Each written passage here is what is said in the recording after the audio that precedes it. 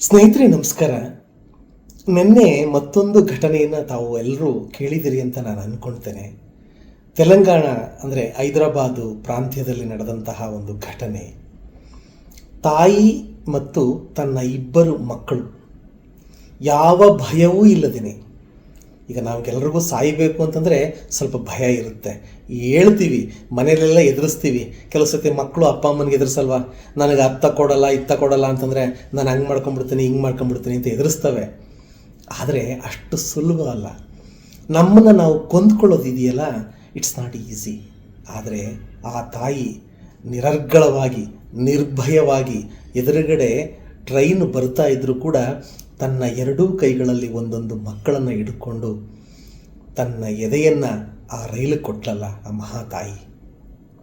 ಆ ತಾಯಿ ಹೆಸರು ವಿಜಯ ಶಾಂತಿ ಅಂತ ಹೇಳಿ. ನೋಡಿ, ಆ ತಾಯಿಗೆ ಇಬ್ಬರು ಮಕ್ಕಳು. ಒಬ್ಬಳ ಹೆಸರು ಚೇತನ ಅಂತ ಹೇಳಿ, ಮೊದಲನೇವಳು ಮಗಳು 18 ವರ್ಷ, ಎರಡನೇವನು ಮಗ ವಿಶಾಲ ಅಂತ ಹೇಳಿ. ಈ ಮೂರು ಹೆಸರುಗಳನ್ನು ನೀವು ಗಮನಿಸಿ. ತಾಯಿ ಹೆಸರು ವಿಜಯ ಶಾಂತಿ, ಅಲ್ಲಿ ಎರಡೂ ಇದೆ, ವಿಜಯವೂ ಇದೆ ಶಾಂತಿಯೂ ಇದೆ. ಮಗಳ ಹೆಸರಿನಲ್ಲಿ ಚೇತನ ಇದೆ, ಮಗನ ಹೆಸರಿನಲ್ಲಿ ವಿಶಾಲತೆ ಇದೆ. ಇಷ್ಟೆಲ್ಲ ಅದ್ಭುತವಾಗಿ ಹುಡುಕಿ ಒಳ್ಳೊಳ್ಳೆ ಹೆಸರುಗಳನ್ನು ಗುರುತಿಸಿ ತನ್ನ ಮಕ್ಕಳಿಗೆ ಇಟ್ಲಲ್ಲ, ಅದರ ಅರ್ಥ ಪಡ್ಕೊಂಡಿದ್ರು ಕೂಡ, ಆ ಹೆಸರುಗಳ ಅರ್ಥವನ್ನು ಸಂಪೂರ್ಣವಾಗಿ ತಿಳ್ಕೊಂಡಿದ್ರು ಕೂಡ ಆ ತಾಯಿ ಇಂಥ ನಿರ್ಧಾರವನ್ನು ತಗೊಳ್ತಿದ್ಲೋ ಅಥವಾ ವಿಮರ್ಶೆ ಮಾಡ್ತಿದ್ಲೋ ಏನೋ ಗೊತ್ತಿಲ್ಲ. ನೋಡಿ, ಏನೂ ಇಲ್ಲದೆ ಇರ್ತಕ್ಕಂಥವರು, ಅಂದರೆ ಅರ್ಥ ವಿದ್ಯಾಭ್ಯಾಸ ಓದು ಬರಹ ಗೊತ್ತಿಲ್ಲದೆ ಇರ್ತಕ್ಕಂಥವರು ತಪ್ಪು ಮಾಡೋದು ಸಹಜ ಅಂತ ಹೇಳ್ತಾರೆ. ಆದರೆ ವಿದ್ಯಾವಂತರೇ ಎಲ್ಲಕ್ಕಿಂತ ಹೆಚ್ಚು ತಪ್ಪು ಮಾಡ್ತಾರೆ ಅನ್ನೋದಕ್ಕೆ ಇದೊಂದು ಉತ್ತಮ ಉದಾಹರಣೆ. ಆಕೆ ಒಂದು IT ಸಂಸ್ಥೆಯಲ್ಲಿ ಆಕೆ ಕೆಲಸ ಮಾಡ್ತಿದ್ದಾರೆ, ಅಂದರೆ ಪದವೀಧರೆ.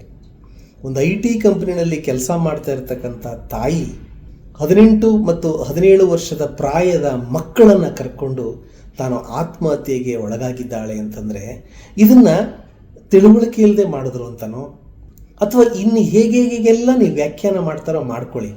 ಇದಕ್ಕೆ ನಾವು 1000 ಕಾರಣಗಳು ಕೊಟ್ಟರೂ ಕೂಡ ಅದಕ್ಕೆ ಉತ್ತರ ಅಲ್ಲ. ನೋಡಿ, ವಿಜಯಶಾಂತಿ ಅವರು ಅವತ್ತು ಶುಕ್ರವಾರ ತಮ್ಮ ಕೆಲಸ ಮುಗಿಸ್ಕೊಂಡು ಕಾರ್ ತಗೊಂಡೋಗಿ ಹಾಸ್ಟೆಲಲ್ಲಿರ್ತಕ್ಕಂಥ ಮಕ್ಕಳನ್ನು ಕರ್ಕೊಂಡು ಹೊರಗಡೆ ಅವ್ರಿಗೆ ಏನೇನು ಬೇಕು ಎಲ್ಲ ತಿನ್ನಿಸ್ಕೊಂಡು ಅಲ್ಲಿ ಹೊರವಲಯದಲ್ಲಿರ್ತಕ್ಕಂಥ ರೈಲ್ವೆ ಹಳಿಯ ತನಕನೂ ಕೂಡ ಕಾರಲ್ಲಿ ಬಂದು ಅಲ್ಲೆಲ್ಲ ಒಂದು ಕಡೆ ಪಾರ್ಕ್ ಮಾಡಿ ರೈಲು ಬರೋ ಹೊತ್ತನ್ನು ಗಮನಿಸ್ಕೊಂಡು ಈ ಇಬ್ಬರು ಮಕ್ಕಳನ್ನು ಕರ್ಕೊಂಡು ತಾವು ಕೂಡ ಬಲಿಯಾಗಿದ್ದಾರೆ. ಇದನ್ನು ನಾವು ಮೇಲ್ನೋಟದಲ್ಲಿ ಇದೊಂದು ಆತ್ಮಹತ್ಯೆ ಅಂತ ಇದ್ದರೂ ಕೂಡ ಯಾಕೆ ಈಗ ಆಗ್ತಾ ಇದೆ? ನಮ್ಮ ಸಮಾಜ ಎತ್ತ ಸಾಗ್ತಾ ಇದೆ? ಇದರಿಂದ ಏನು ಮೌಲ್ಯವನ್ನು ಕೊಡ್ತಾ ಇದ್ದಾರೆ? ಯಾಕೆ ಜೀವನದಲ್ಲಿ ಸೋಲಾದರೆ ಅಥವಾ ನೋವಾದರೆ ಆತ್ಮಹತ್ಯೆ ಒಂದೇ ಪರಿಹಾರನ? ನಮ್ಮ ವಚನಕಾರರು, ಅದರಲ್ಲೂ ವಿಶೇಷವಾಗಿ ಚನ್ನಬಸವಣ್ಣ, ಅಮೋಘೆ ರಾಯಮ್ಮ, ಅಕ್ಕ ಮಹಾದೇವಿ, ಇವರೆಲ್ಲರೂ ಕೂಡ ಆ ಕಾಲದಲ್ಲಿ ಆತ್ಮಹತ್ಯೆ ಮಾಡಿಕೊಂಡವ್ರ ಬಗ್ಗೆನೇ ಒಂದಷ್ಟು ವಚನಗಳನ್ನ ಬರೆದಿದ್ದಾರೆ. ಅಂದರೆ 1000 ವರ್ಷಗಳ ಹಿಂದೆಯೇ ಆತ್ಮಹತ್ಯೆ ಅಂತಕ್ಕಂಥದ್ದು ಮಹಾಪಾಪ ಅಂತ ಹೇಳಿರ್ತಕ್ಕಂಥ ಈ ಸಂದರ್ಭದಲ್ಲಿ, ಇತ್ತೀಚಿನ ಈ ಶತಮಾನದಲ್ಲಿ, ಅದು ಈ ಒಂದು ಕಾಲಘಟ್ಟದಲ್ಲಿ ಯಾಕೆ ಆತ್ಮಹತ್ಯೆ ಮಾಡಿಕೊಳ್ಬೇಕು? ಪ್ರಪಂಚ ತುಂಬ ವಿಶಾಲವಾಗಿದೆ. ನಮ್ಮನ್ನು ವಿರೋಧಿಸುವವರು, ನಮ್ಮನ್ನು ದ್ವೇಷ ಮಾಡ್ತಕ್ಕಂಥವರು ಎಷ್ಟು ಜನ ಇದ್ದಾರೆ, ಅದರ 10 ಪಟ್ಟು ನಮ್ಮನ್ನು ಪ್ರೀತಿ ಮಾಡೋರಿದ್ದಾರೆ. ಏನು ನಮ್ಮನ್ನು ನೋಡ್ಕೊಳ್ಳೋಕ್ಕೆ ನಮ್ಮ ಬಂಧು ಬಳಗನೇ ಏನು ಬೇಕಾಗಿಲ್ಲ, ಅಥವಾ ನಮ್ಮ ಸ್ನೇಹಿತರೇ ಬೇಕಾಗಿಲ್ಲ. ಈ ರೀತಿಯ ಬಂಧು ಬಳಗವನ್ನು, ಸ್ನೇಹವನ್ನು ಮೀರುವಂತಹ ಉದಾರ ಭಾವಗಳು, ಉದಾರ ಮನಸ್ಸುಗಳು ಜಗತ್ತಿನ ಅನೇಕ ಭಾಗಗಳಲ್ಲಿ ಸಿಗ್ತದೆ. ನಾವು ಹುಡ್ಕೊಳ್ಬೇಕು ಅಷ್ಟೇ. ನೋಡಿ, ಒಂದು ವಿಷಯ ಹೇಳ್ತೇನೆ, ಯಾವತ್ತೂ ಕೂಡ ಅರ್ಥ ಮಾಡ್ಕೊಳ್ಬೇಕು ನಾವೆಲ್ಲರೂ ಕೂಡ. ಸಾವು ಒಂದೇ ಎಲ್ಲರಿಗೂ ಪರಮಗಂತವ್ಯ ಅಲ್ಲ. ಅನೇಕರು ತಿಳ್ಕೊಂಡ್ಬಿಟ್ಟಿದ್ದಾರೆ, ನಾನು ಸತ್ತು ಅವನಿಗೆ ಪಾಠ ಕಲಿಸ್ತೀನಿ. ಕೆಲವರು ಹೇಳ್ತಾರೆ, ನಾನು ಸತ್ತರೆ ನಿನಗೆ ಪಾಠ ಕಲಿಸ್ತೀನಿ ಅಂತ. ಸತ್ತ ಮೇಲೆ ಪಾಠ ಕಲಿಸೋದು ಏನಿದೆ?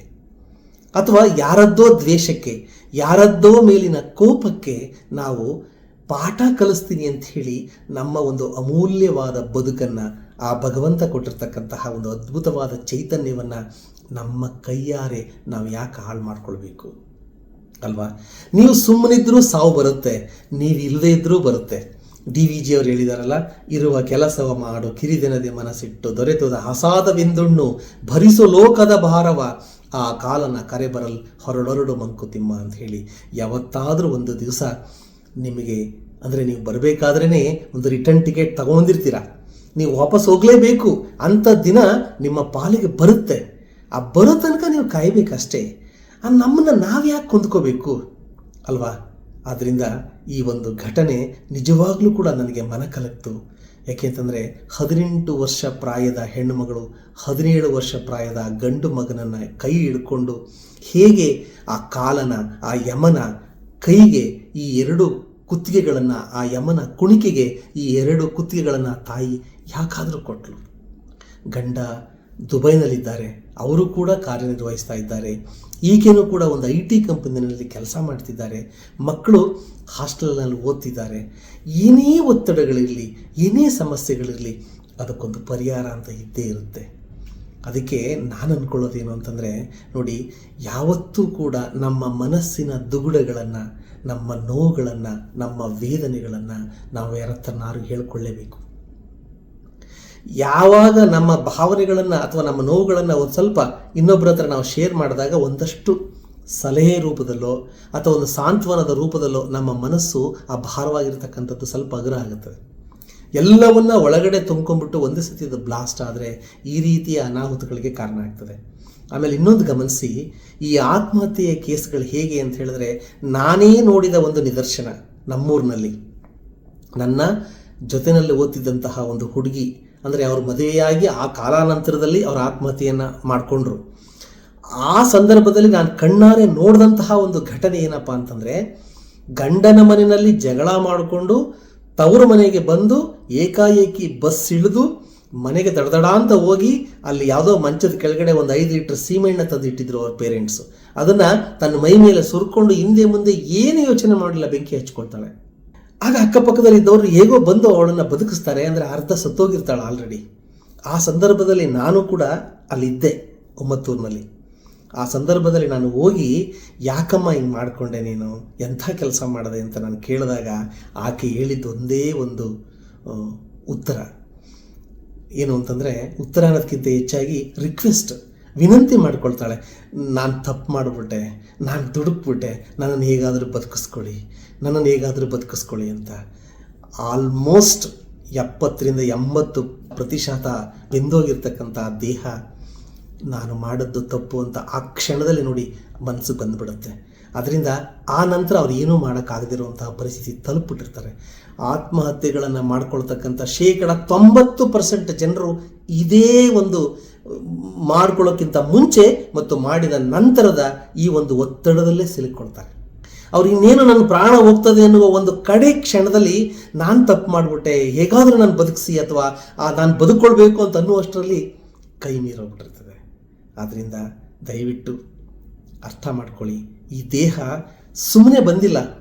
ನಿಮ್ಮ ತಂದೆ ತಾಯಿಗಳು ಬಹಳ ಎಷ್ಟೇ ಕಷ್ಟ ಇದ್ದರೂ ಕೂಡ ನಿಮ್ಮನ್ನು ಹೆತ್ತು ಹೊತ್ತು ನಿಮ್ಮನ್ನು ಅತ್ಯಂತ ಸುಂದರರನ್ನಾಗಿ ಮಾಡಿ ಈ ಒಂದು ಬ್ಯೂಟಿಫುಲ್ ವರ್ಲ್ಡ್, ಏನು ಸುಂದರವಾಗಿದೆ ಈ ಪ್ರಪಂಚ, ಈ ಪ್ರಪಂಚವನ್ನು ನೋಡಲಿಕ್ಕೆ ಅವರು ಕಾರಣೀಭೂತರಾಗಿದ್ದಾರೆ. ಇಷ್ಟೊಂದು ಸುಂದರವಾದ ಒಂದು ಪ್ರಪಂಚವನ್ನು ನೋಡಿ ಆಸ್ವಾದನೆ ಮಾಡಬೇಕಲ್ವಾ?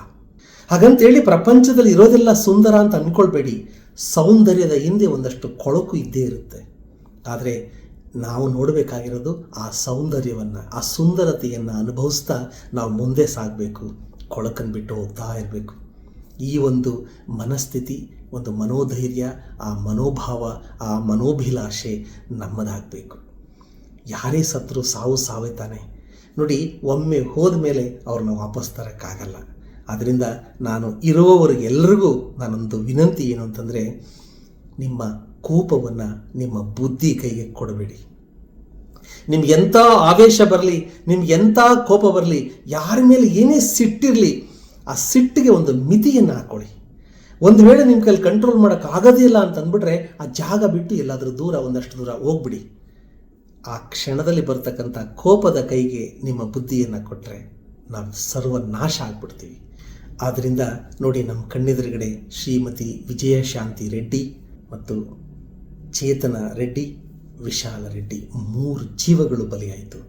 ಈ ಜೀವಗಳ ಅಂದರೆ ಈ ಸಾವು ನಮ್ಮೆಲ್ಲರಿಗೊಂದು ಪಾಠ ಆಗಲಿ. ಕೊನೆಯದಾಗಿ ಆತ್ಮಹತ್ಯೆ ಒಂದೇ ಪರಿಹಾರ ಅಲ್ಲ. ನಾವು ಮನಸ್ಸು ಮಾಡಿದ್ರೆ ನಮ್ಮ ಕಣ್ಣೆದುರುಗಡೆ 1000 ದಾರಿಗಳಿದೆ, ಆಯ್ಕೆ ನಾವು ಮಾಡ್ಕೋಬೇಕು ಅಷ್ಟೇ. ಅದರಿಂದ ನಮ್ಮನ್ನು ಯಾರೋ ಪ್ರೀತಿಸಲಿಲ್ಲ, ಅಥವಾ ನಮ್ಗೆ ಯಾರೋ ಮೋಸ ಮಾಡಿದ್ರು, ಅಥವಾ ನಮಗೇನೋ ಪರೀಕ್ಷೆಯಲ್ಲಿ ನಾವು ಫೇಲ್ ಆಗಿಬಿಟ್ವಿ, ನಮಗೆ ಗೌರವ ಸಿಗಲಿಲ್ಲ, ಸಣ್ಣ ಪುಟ್ಟ ವಿಷಯಗಳನ್ನು ಇಟ್ಟುಕೊಂಡು ನಿಮಗೆ ಗೌರವ ಸಿಗದೇ ಇದ್ದರೆ ನೀವು ಅಲ್ಲಿ ಚಪ್ಪಲಿನೂ ಬಿಡಬೇಡಿ. ನಿಮ್ಮ ಚಪ್ಪಲಿನ ನೀವೆಲ್ಲೋ ಒಂದು ಕಡೆ ಗೌರವ ಸಿಗೋ ಕಡೆ ಆ ರೀತಿಯ ನಿಮ್ಮ ಘನತೆಯನ್ನು ಕಾಪಾಡ್ಕೊಳ್ಳಿ. ಪರೀಕ್ಷೆಯಲ್ಲಿ ಫೇಲ್ ಆದರೆ ಇನ್ನೊಂದು ಅಟೆಂಪ್ಟಲ್ಲಿ ಪಾಸ್ ಮಾಡ್ಕೊಳ್ಳಿ. ಯಾರೋ ನಿಮ್ಮನ್ನು ಪ್ರೀತಿಸಿದವರು ಕೈ ಕೊಟ್ಟರೆ ನಿಮ್ಮನ್ನು ಪ್ರೀತಿ ಮಾಡೋರು ಮತ್ತೊಬ್ಬರು ಬಂದೇ ಬರ್ತಾರೆ. ಅಲ್ಲಿವರ ಬಗ್ಗೆ ತಾಳ್ಮೆಯಿಂದ ಕಾಯಿರಿ. ಹಾಗಂತೇಳಿ ನಮ್ಮನ್ನು ನಾವು ಬಲಿ ತಗೊಳ್ಳೋದ್ರಿಂದ ಯಾವ ಪ್ರಯೋಜನವೂ ಇಲ್ಲ. ನಿಮ್ಮನ್ನು ಎತ್ತವರು ಕಣ್ಣೀರಾಗಬೇಕಾಗುತ್ತೆ. ಆ ಕಾರಣಕ್ಕೆ ದಯವಿಟ್ಟು ನಾನೆಲ್ಲರಿಗೂ ಹೇಳೋದೇನು ಅಂದರೆ, ಸೃಷ್ಟಿಯಲ್ಲಿ ಮನುಷ್ಯನ ಜನ್ಮ ಅದ್ಭುತ, ಪರಮಾದ್ಭುತ. ಈ ಒಂದು ಬ್ಯೂಟಿಫುಲ್ ಪ್ರಪಂಚ ಏನಿದೆ ಇದನ್ನು ನಮ್ಮ ಕಣ್ಣಾರೆ ನೋಡಿ ಆನಂದಿಸಿ ಎಂಜಾಯ್ ಮಾಡಿ ಇರುವ ಎಲ್ಲ ಪ್ರಪಂಚಿಕ ಸುಖಗಳನ್ನೆಲ್ಲವನ್ನು ಅನುಭವಿಸಿ ಅಂತಂದರೆ ಸ್ವಾರ್ಥದಿಂದಲ್ಲ, ಖುಷಿಯಿಂದ ನೀವು ಕಷ್ಟಪಟ್ಟು ದುಡಿದು ನಿಮ್ಮ ಕನಸುಗಳೆಲ್ಲವನ್ನು ಈಡೇರಿಸ್ಕೊಂಡು ನೀವು ವೃದ್ಧಾಪ್ಯಕ್ಕೆ ತಲುಪಿದಾಗ ಸಹಜವಾಗಿ ಒಂದು ಸಾವು ಅನ್ನೋದು ಬರುತ್ತಲ್ಲ, ಆಗ ಅತ್ಯಂತ ಖುಷಿಯಿಂದ ನಾನು ಬಂದಿದ್ದೆ, ನನ್ನ ಕರ್ತವ್ಯನೆಲ್ಲ ಮುಗಿಸಿ ನಾನು ಹೋಗ್ತಾ ಇದ್ದೀನಿ, ಥ್ಯಾಂಕ್ ಯು ಅಂಥೇಳಿ ಖುಷಿಯಿಂದ ಟಾಟಾ ಮಾಡ್ತಾ ಹೋಗೋದಿದೆಯಲ್ಲ, ಅದು ನಿಜವಾದ ಸಾರ್ಥಕ ಬದುಕು, ಸಾರ್ಥಕ ಸಾವು. ನೋಡಿ, ಒಂದು ತಿಳ್ಕೊಳ್ಳಿ, ನಾವು ಸತ್ತ ಮೇಲೆ ನಮ್ಮ ಬಗ್ಗೆ ಒಂದೆರಡು ಮಾತುಗಳನ್ನು ಒಂದೆರಡು ದಿನವಾದರೂ ಮಾತಾಡಬೇಕು. ಅದು ನಿಜವಾದ ಸಾರ್ಥಕ ಜೀವನ. ಹೋಗಿ ಆತ್ಮಹತ್ಯೆ ಮಾಡಿಕೊಂಡ ಹೇಳಿ ಅಂಥೇಳಿ ಜನಗಳ ಕೈಲಿ ಬಯಸ್ಕೊಳ್ಳೋ ಥರ ಆಗಬಾರ್ದು. ನೀವೇನೋ ಹೋಗ್ಬಿಡ್ತೀರ, ಆದರೆ ನಿಮ್ಮನ್ನು ಹೆತ್ತವರು, ಹೊತ್ತವರು, ನಿಮ್ಮ ಸುತ್ತಮುತ್ತ ಇರತಕ್ಕಂಥ ಬಂಧು ಬಳಗದವರು ಎಲ್ಲಿಯ ತನಕನೂ ಕೂಡ ನಿಮ್ಮ ಆ ನಿಂದನೆಯನ್ನು ಅವ್ರು ಹೊತ್ಕೊಂಡಿರಬೇಕಾಗ್ತದೆ. ಯಾವಾಗಲೂ ಕೂಡ ಸಮಾಜ ಅವರನ್ನು ನಿಂದಿಸ್ತಾ ಇರುತ್ತೆ. ಅದರಿಂದ ಅದಕ್ಕೆಲ್ಲ ಯಾಕೆ ಅವಕಾಶ ಮಾಡಿಕೊಡ್ತೀರಾ? Hope you understand. Thank you so much. ನಮಸ್ಕಾರ.